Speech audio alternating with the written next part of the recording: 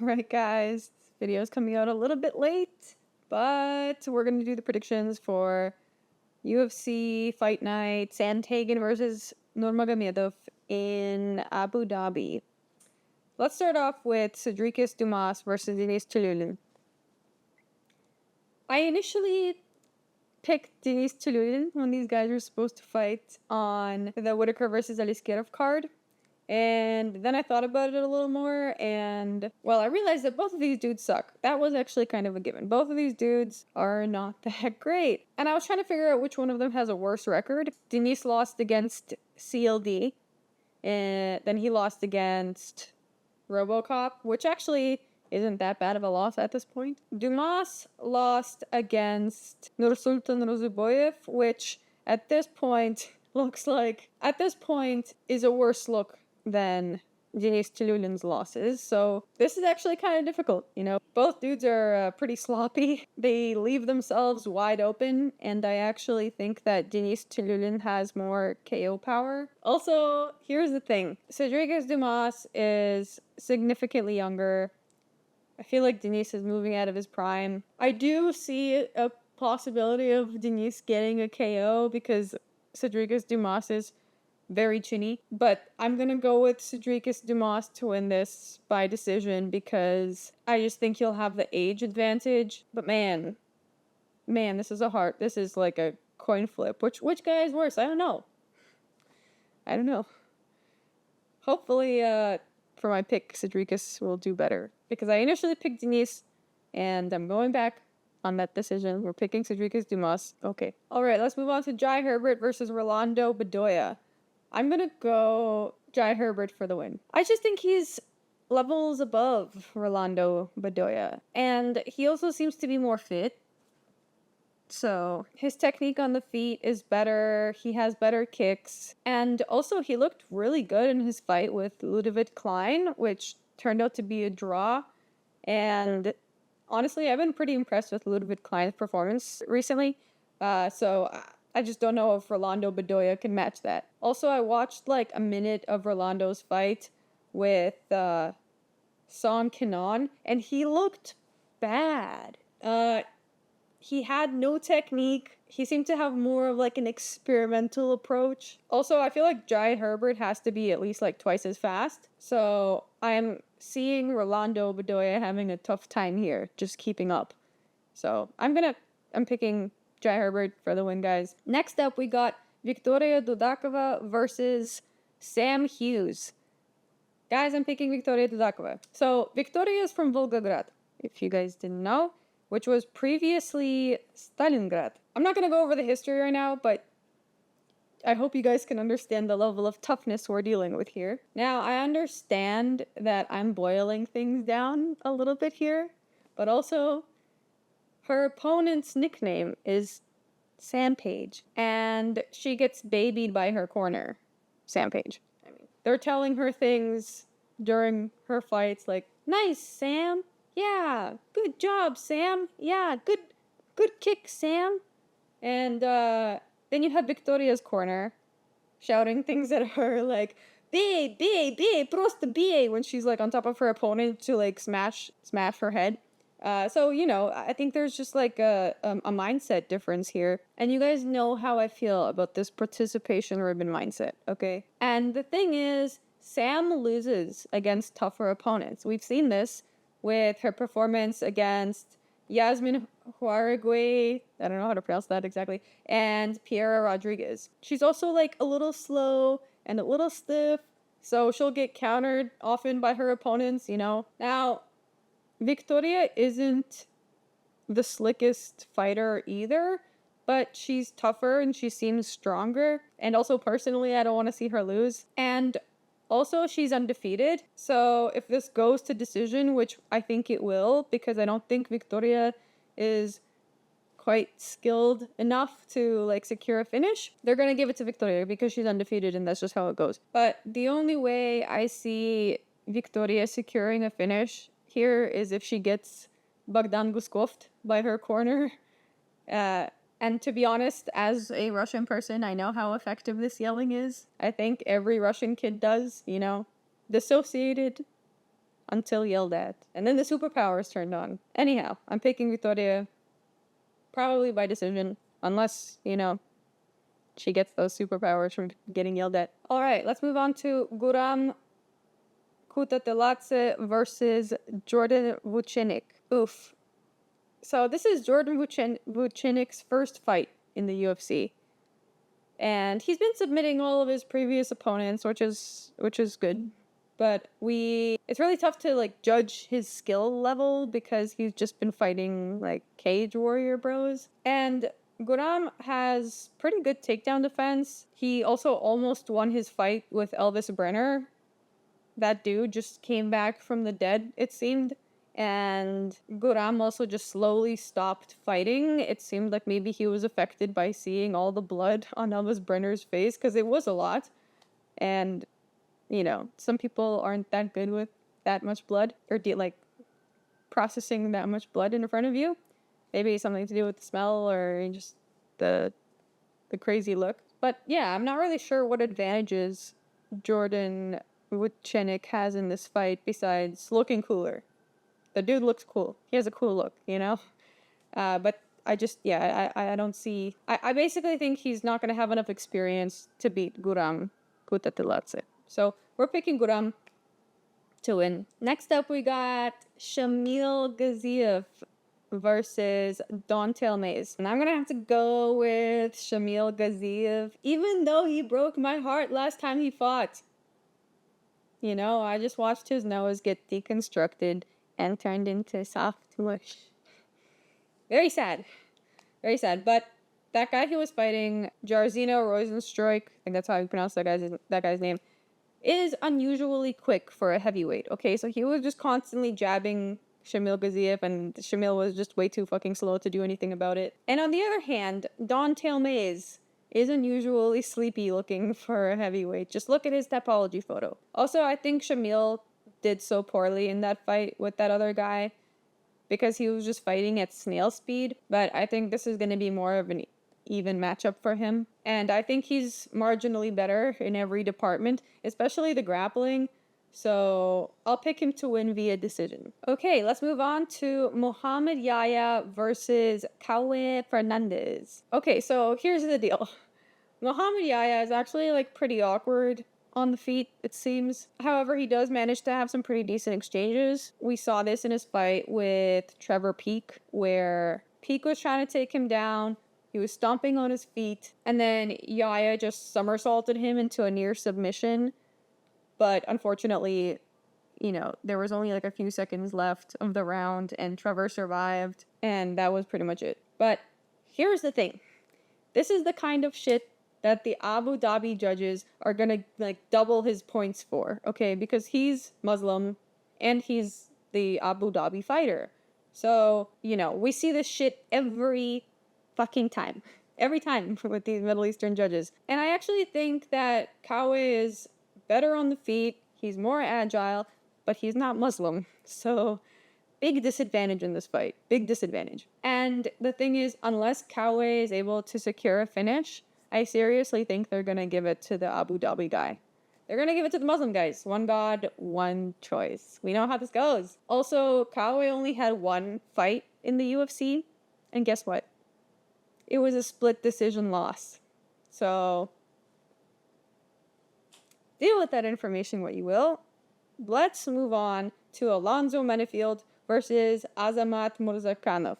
Who is going to get the lucky shot first? I feel like this is a bit of a coin flip, but I'm actually leaning towards Azamat Murzakanov because I think his fight IQ is slightly higher. Alonzo Menifield was timing his takedown so poorly in the fight with Dustin Jacoby. He landed some good shots, but honestly, after the Dominic Reyes win over Jacoby, this isn't even looking all that great, Also, Menifield got KO'd 12 seconds into his fight with Carlos Ulberg. Did he have a plan? What was he doing? Was he hoping for the best? I'm not sure. So, I'm just not sure what's going on inside Alonzo Menifield's head, and so I can't really pick him, Also, Azamat Murzakanov is undefeated So if this is going to go to a decision, they're most likely going to give it to him. And to be honest, I think Alonzo might show up fighting a little more cautiously after that 12-second KO fail. And if that's the case, there's a high chance of this going to decision just because, he'll be cautious. He won't be trying to experiment so much. That's what I'm thinking. Maybe, he's going to do the same shit that he normally does. But usually after guys have such an epic fail like that, they show up to their following fights with a higher level of caution. So we'll see. But I'm going to pick Azamat Murzakanov, maybe by decision, actually. So, yeah. Next up, we got Joel Alvarez versus Elves Brener. Guys, I'm so tired of seeing Elves Brener acquiring all of these accidental wins. I was just watching his fight with Guram, and he was losing up until he accidentally landed a left hook to Guram's chin, and it was like very close contact, and I barely saw what happened. I only saw really what happened in the replay. And anyways, he landed the left hook. Guram was done, I guess, by that point. He got wobbled and started falling back, and Elves Brener won with like a minute and a half left of the fight or something like that. And then in his fight with Oralbai, he was only finding success after Oralbai was already gassed, So I just, like, this guy, I don't know. All I'm saying is, if Guram wasn't able to finish Elves Brener, will Joel Alvarez be able to finish Elves Brener? Will he be able to match that success? I don't know. It's questionable. I'm not that confident, to be honest. Personally, I think Elves Brener is using black magic, because what the fuck? So, I might actually just have to pick Elves Brener via spirits. Elves Brener for the win, guys. I don't know. I don't know how he manages to get these wins, but he's managing to get them, so I don't know if I can pick against him right now. So we're going to go with Elves Brener, guys. Next up, we got Mackenzie Dern versus Loopy Godinez. I'm going to pick Loopy Godinez by decision, guys. Mackenzie Dern is that chick that's always supposed to win, and then she loses. Have you guys noticed that pattern? She's always supposed to win, and she loses. I just don't believe in her. And, all she does is stand there, bobble her head. We saw this in her fight with Jessica Andrade, where she just ate damage and didn't do shit. She lost against Yan Jonan, which is a bad look, to be honest. She won against Angela Hill because she was just bigger than her, and it just seemed like Angela Hill was struggling with her size. I think Mackenzie Dern just has an output problem. It seems like she shows up to spar, and she loves absorbing damage, so I can't really endorse her. I think Loopy Godinez is just a little better on the feet. Her defense is better. I think this is going to be a points match where Loopy Godinez just racks up more points and wins the decision. So, yeah, we're picking Loopy Godinez here. Next up, we got Tony Ferguson versus Michael Chiesa. I'm picking Michael Chiesa, guys. Tony Ferguson is on a 7-fight losing streak. I don't know, that's a lot of fights. Also, the dude is 40. He's on his way out. Tony Ferguson got submitted by Bobbert Green, guys. I want you to take that in for a second. Tony Ferguson got submitted by Bobbert Green.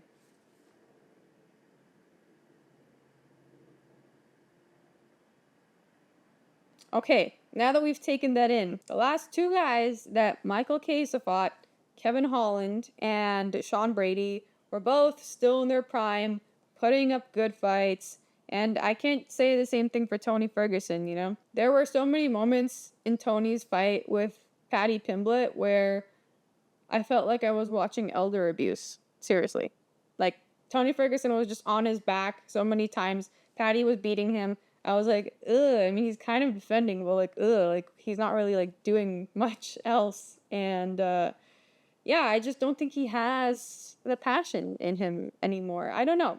There's something left him. Maybe, he's just getting old. He's 40 after all. So once guys hit 40, they're just not the same fighters, that's just how it goes. So, and I know that Michael Chiesa isn't that much younger than him, but I think he's 36 or 37, and that is actually pretty significant in MMA fighting. So yeah. Anyhow, Michael Chiesa for the win, guys. Next up, we got Marlon Chito Vera versus Davison Figueiredo. I was watching both of their last fights, and I've decided I'm picking Davison Figueiredo, guys. So with someone as fast as Cody Garbrandt, he was able to counter even when he didn't match his speed. He doesn't immediately go into like defense mode, and he chooses to shoot for takedowns or land body shots when he's in those conflicting moments. And then, we have Cheeto in his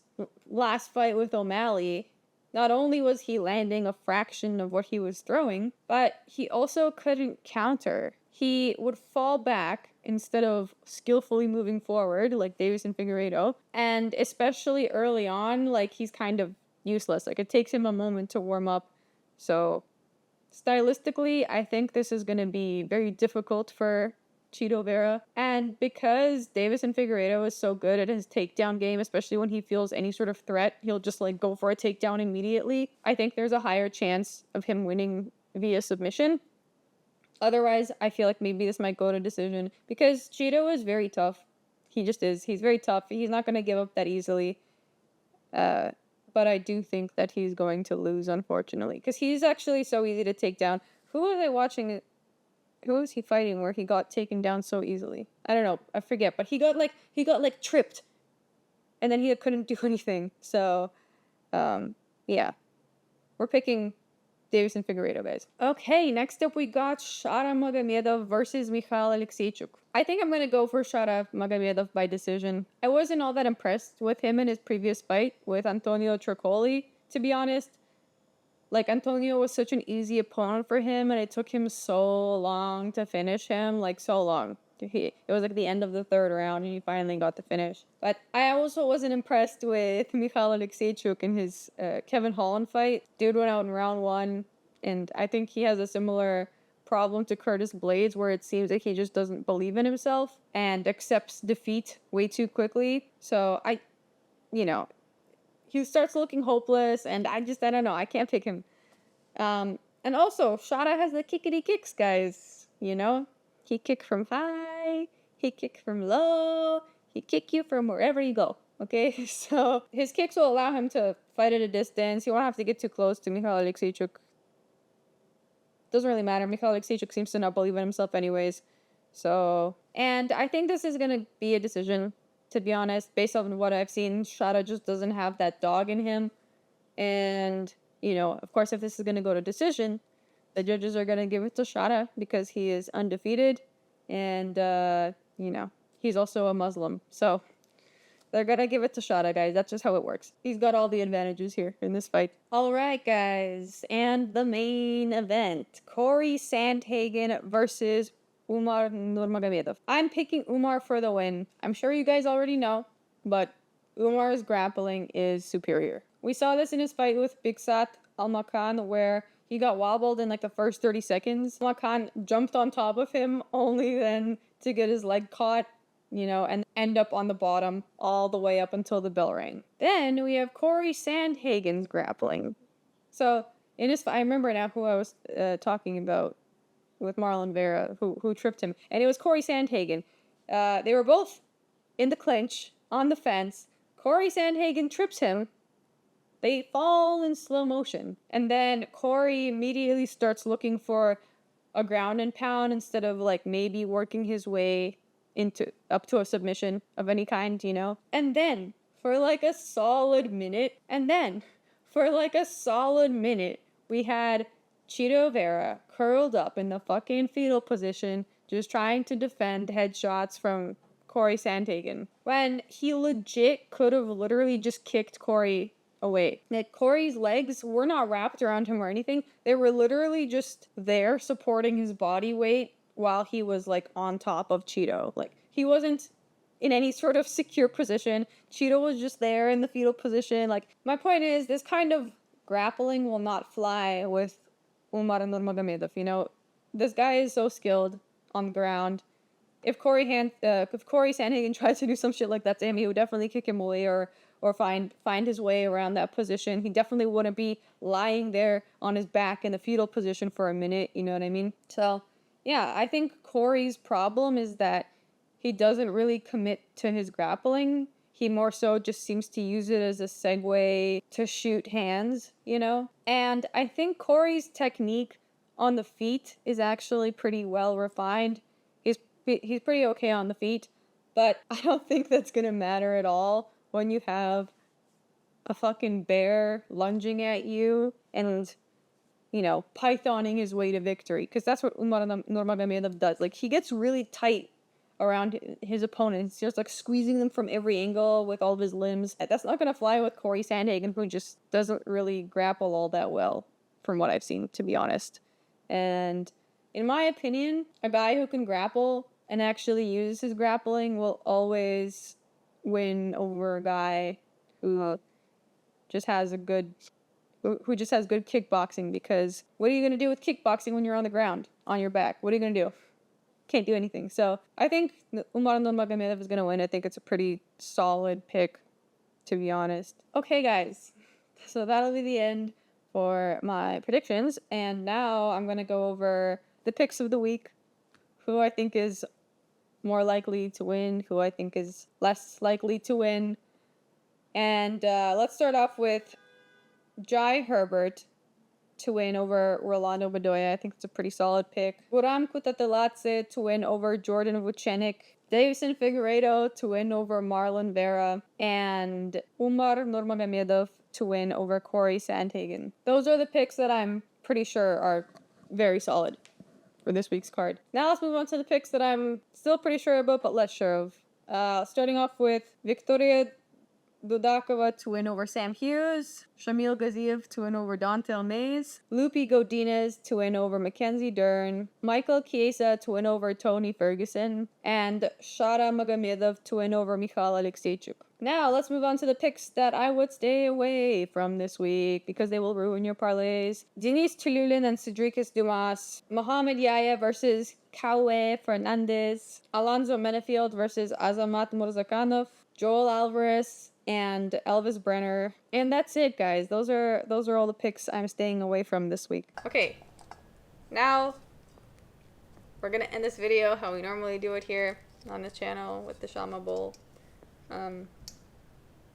Just wanted to thank you guys for watching this video. It came out a little late. I've been all over the place, and there's a chance that this weekend I'm gonna go very far up north, basically into cottage country. And if that happens, I don't know how good the Wi-Fi will be, but hopefully it won't be too bad. We'll see. I might not go. I might go. I don't know yet.